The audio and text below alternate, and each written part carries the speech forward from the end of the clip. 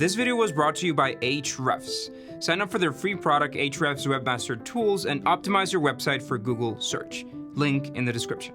What do you need to compete with YouTube or Instagram or TikTok in the market of casual video streaming, and at the same time compete with Netflix or HBO in producing premium series and movies? No, the answer is not the Slidebean YouTube channel.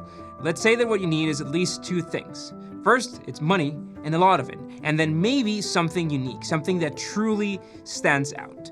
Quibi is the video streaming app that went just for that earlier this year, and it has been struggling to claim a place in the market. Yes, the money part they had, but the unique factor, which they also claim to have, let's say it's very debatable. We will talk about Quibi in this company forensics and determine if this high-profile startup is as doomed as it looks to be.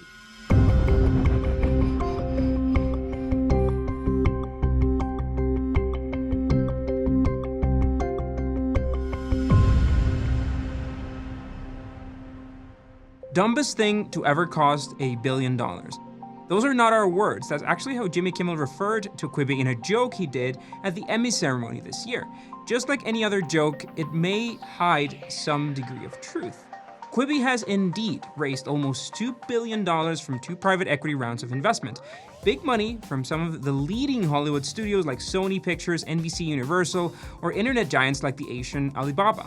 But Kimmel's joke was about the whole concept of Quibi being somewhat dumb or unnecessary. So what's supposed to be so special about it? Quibi stands for Quick Bites of Video Content. It has a library with dozens of original shows in a short format, all stuffed with countless celebrity appearances and delivered in short chapters never longer than 10 minutes. According to them, they are going after a portion of the market that no one else is catering to. The app is for viewing exclusively on phones and on the go to give you something to fill up those in-between moments of your day. High-value productions served in 10-minute pieces for watching while riding the metro or waiting for your coffee. But this on-the-go exclusive spirit ended up limiting the user experience. Forget about any fancy screen that you may have at home for viewing with your family or your friends. Quibi didn't allow for any sharing of the content. No screenshots, no casting to your TV, no memes, no hashtags, no nothing. Just you and your phone. Somehow, Quibi still claimed all of this to be a revolution of video consumption in phones, but it's more like they never used YouTube or Instagram before. They have said that they don't compete with those companies because they tackle a different use case, but the differentiator doesn't seem to be enough to make Quibi a thing of its own. The video streaming market is pretty saturated in all forms, and there is only so much money that people are willing to spend on their video streaming services. And Quibi is charging $5 a month for a subscription with ads, or $8 a month to be ad-free.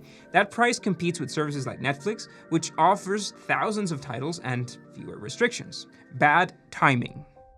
Another big problem for this on-the-go nature of Quibi is that people have never been less on the go than in 2020. Different US states and cities worldwide have been locking citizens down in their homes to prevent a more exponential growth of the COVID-19 pandemic. Talk about bad timing to release a video revolution all based on a moving experience. Quibi launched on April 6th this year, when the pandemic's impact was unfolding and more people started spending more time at home for the following months. Still, the app reported 1.7 million downloads the first week, but that growth pace soon started to slow down significantly, and they are painfully falling short of their goals now. They had to bend some of their original rules and allow things like casting to some TV screens or take screenshots, but it may have been too late. A couple of months after the app release, Meg Whitman, Quibi's CEO, said on CNBC, "We had always planned to be able to cast to your TV, so we're going to see if we can accelerate that in the engineering roadmap. We'll eventually get there, but it was never a part of the launch. If we had known about COVID, maybe it would have been." The co-founder, Jeffrey Katzenberg, has gone further, and he straight up blames the pandemic for Quibi's poor performance. The New York Times asked him if he wished to have launched Quibi at a different time, and this was his reply. He said, "If we knew on March 1st, which is when we had to make the call, what we know today, you would say it's not a good idea. The answer is it's regrettable, but we are making enough gold out of hay here that I don't regret it." It's hard to imagine a product with such money and production behind it that relies so heavily on one experience and fails in the rest of possible scenarios. Another of Quibi's supposed distractions from competitors is the so-called turnstile technology. It allows viewers to seamlessly switch the phone screen from vertical to landscape, getting a different view angle on each one of them. When you're watching vertically, it's like closing up or cropping the image, and when you go horizontal, you see the regular landscape frame. But Quibi can't just rely on the turnstile feature or the short format to succeed. That won't move the masses, so they turn to celebrities. Any celebrity you can think of. Celebrities everywhere. Steven Spielberg, Christoph Waltz, Sophie Turner, Naomi Watts, the Kardashians, Kevin Hart, LeBron James, Zac Efron, Trevor Noah, Demi Lovato, J-Lo, and Usher. No, it's not the guest list of a red carpet ceremony. It's only a few of the personalities that have had their series or a featuring in a Quibi show. The shows can be a movie in chapters, which is just like a movie broken into 10-minute chunks with ads in between. Also, documentary-type shows and other unscripted series like realities or prank shows. Or lastly, daily essentials, which are more informative and lifestyle programs. Then comes the $1.8 billion question. Are these shows any good? You can now check out many trailers, some loose chapters that are now available on YouTube, as well as many reviews, and we can say the results are, at the very least, mixed. Sure, some movies or series may look interesting and could have potential, but are nothing much different from what you can watch on HBO or Hulu, where you don't have to watch exclusively on your phone or divided into 10-minute chapters. And some of the most casual, reality-type shows can end up looking cheap and cringe at times. Without getting into many details, here are just a couple of synopses. Take, for example, Dismantled, where food is blasted with cannons all over some blindfolded chefs that need to pick it up from the floor and walls, looking miserable while doing so. Try the food and then cook something with the ingredients they tasted from the mess.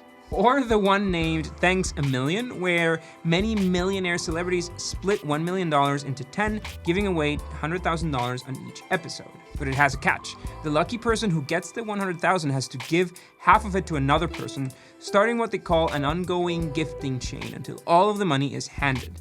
I can't help but wonder how the last one on the chain feels. Or finally, things like Nikki Fresh, where Nicole Richie is a trap singer with a twist. It may sound like she could be singing about drugs in the club, but it's all about education and woke lyrics instead. At times, it's just hard to tell where the joke is, or if there's any joke at all. Maybe the shows are good, but some of them make Quibi feel like a desperate attempt to twist things just because, and that can easily end up being tasteless. Two veteran CEOs against the odds. Behind Quibi are two experienced CEOs, Meg Whitman and Jeffrey Katzenberg. She is, among other things, the CEO responsible for growing eBay into what it is today. He is a former Walt Disney Studios producer and co-founder of DreamWorks Studios, and together they are a dreamed crossroad of Hollywood and Silicon Valley. The two veterans are no new to overcoming steep challenges and have remained confident about Quibi's future, although the numbers paint a harsh reality for the company. They are going after an audience half their age, and they think they know what this audience wants, but they may be getting a reality check. Looking at the pitch deck Quibi used to raise those billions of dollars, which you can of course use on Slidebean as a template, you see that they are now heading towards the worst case scenario forecasted in terms of paid subscribers. Their best case scenario was to attract 70 million subscribers in 5 years, but they are trending closer to 11 million subscribers forecast for those 5 years. Quibi was free for the first 90 days, and only around 8% of people who signed up ended up paying after the trial. Of course, that directly impacts the money Quibi can spend on producing content, and that could put everything at risk. For reference, 1 minute of a Quibi super production can cost around $125,000.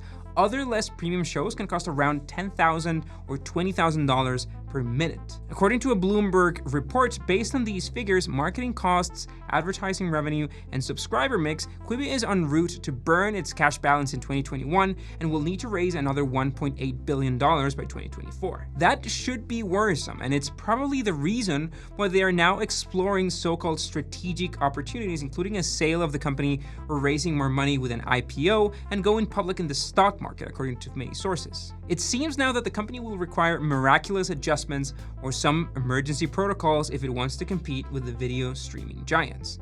Does your website get traffic from Google? Every day, hundreds of millions of people go online to search for solutions to their problems, and many of them are willing to pay for these solutions. So if your website doesn't rank for Google, when people search for your products, your services, or your content, someone else is serving all these people. Over the past 10 years, Ahrefs has established itself as the leading developer of tools for search engine optimization. They have tens of thousands of customers paying $99 a month or more to use their professional tools to optimize their websites. But they've recently launched a new tool that's free for all website owners, Ahrefs Webmaster Tools. So if you own a website, you need to sign up for AWT to improve its SEO performance. And if you're totally new to this and SEO sounds complicated, Ahrefs has plenty of tutorials on their YouTube channel to help you along the way. You can sign up for free at ahrefs.com/AWT and start optimizing your website for more search traffic today. Now the question is, will Quibi survive? What do you think? Let us know in the comments. Thanks a lot for watching. Leave a like if you enjoyed this video and subscribe to our channel if you haven't. We will see you next week.